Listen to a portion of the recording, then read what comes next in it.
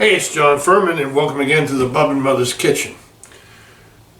What do Ziti, shredded Monterey Jack, and ground chuck have to do with barbecue? Well, today we're going to do something totally different. I know a lot of you are stuck at home, and some of you online have been playing games like Chopped or other food competition games. So we thought we'd cook up a recipe that I'm going to bet most of you have never even had. We're going to make barbecue baked ziti. And when we come back, we're going to get started. Okay, we're back.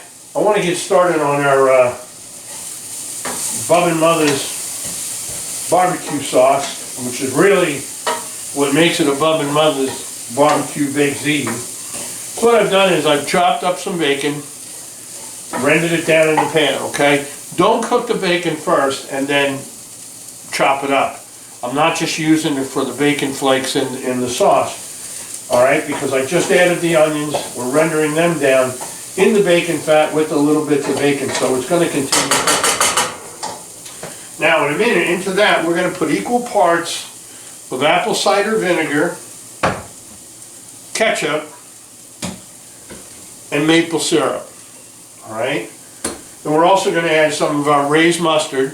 All right, Ray's is the oldest mustard company in America. It's made right here in Maine, and what's really neat about it is they grind the dry mustard we use in our rubs.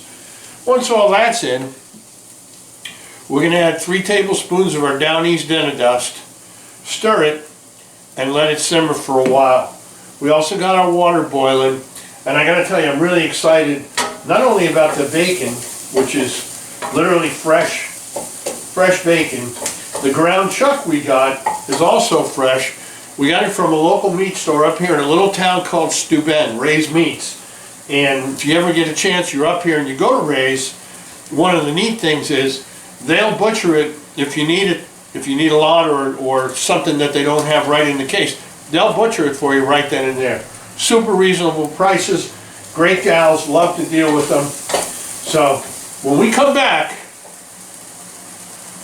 we'll be moving on to the next step. All right, so we've got the sauce at a nice simmer. We're just going to let it simmer. It's not going to get too thick. We don't want it to be as thick as you'd normally like to put it on ribs. But we do like it a little bit thick because we're going to mix it with the meat, and that's going to be the base to go into our pan. So when we come back, we'll be working on the meat. Okay, so as you can see through the magic of video, the ziti is done, and we're just going to come over here and take a look at the sauce, and then we're going to start getting the meat ready. All right, so the meat's nearly brown. We're just going to finish that up, and as you can see right next door, its neighbor, the sauce is really reducing, and we're going to start putting those two together. Once they're all married up, we begin the big bake. All right, so we just got a couple more seconds here on the meat, and boy oh boy, the difference between getting it fresh ground or wrapped up in cellophane is you need to experience it. It's definitely worth it. And again, this little store that I'm talking about, their prices are the same as a grocery store, and it's fresh. So why wouldn't you do that? All right. So we're getting ready for the marriage, and keep in mind, we also have in the sauce, from the beginning, we've got little bits of onion, we've got a little bacon, we certainly have plenty of Bub and Mother seasoning in there, along with the rest of the ingredients. So the flavor is going to blend nicely. So we're just going to spoon the meat out. Probably shut that burner off, that would be good.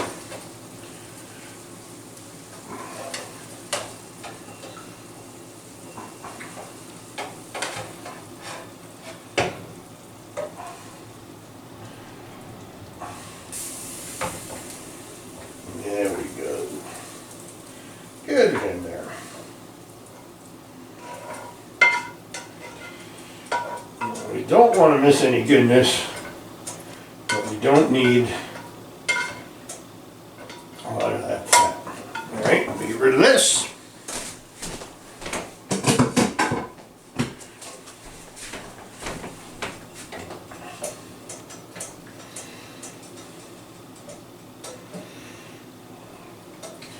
Now we want to mix this up and get it in there, let it cook for, maybe 10 minutes, just so that the meat has a chance to absorb some of the flavor, and then we'll be ready to build our dish. So when we come back, we're going to put the ziti, our cheese, and then we're going to start to bake.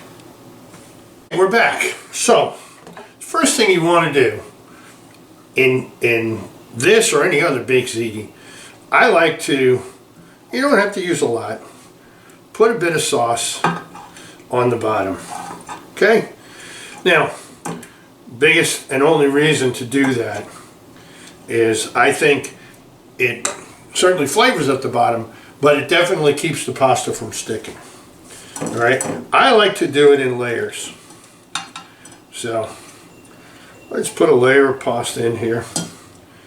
A little bit more. Okay. Now we want to get as big a chunk as we can. Get that on there.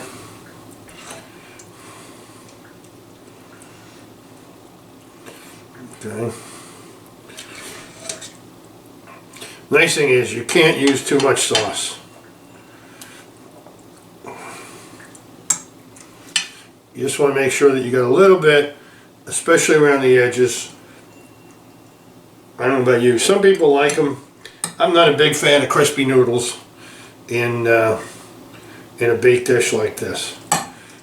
So,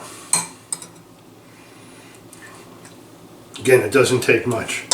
All right, now we're going to put a little bit on top. All right. Now you'll know why I'm just doing a little bit in a second. We don't want to overflow the dish.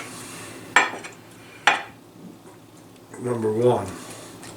And we want to get a good mix in there. And a little bit more. Okay.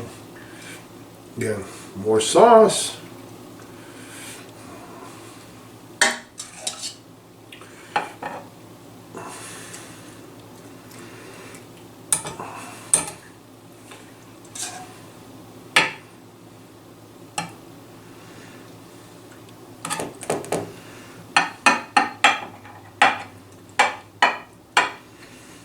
Okay, we got a little bit of sauce on everybody. And Monterey Jack. If you can find a ground pepper jack, you like it a little spicier, you can do that. You can also, instead of using the Down East dinner dust with the Monterey Jack, heat your sauce up with our honey and heat. Alright. And how much cheese? I don't know. Growing up in the New York metro area and living on real New York style pizza, I never knew there was such a thing as too much cheese. So, there you go.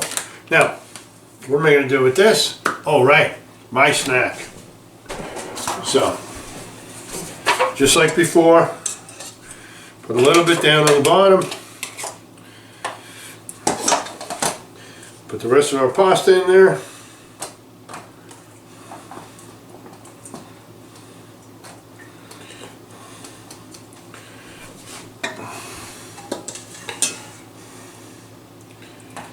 Load that up.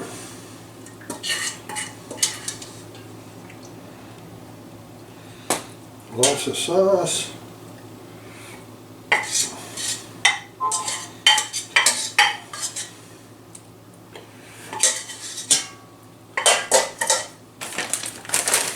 Yeah. Put the cheese in. Folks, use the rest of it over here. And there you have it. Barbecue baked ziti. And enough for that big game when you got to watch it alone. Till next time, this is John Furman from the Bub and Mother's Kitchen saying, keep smoking. We'll see you next time.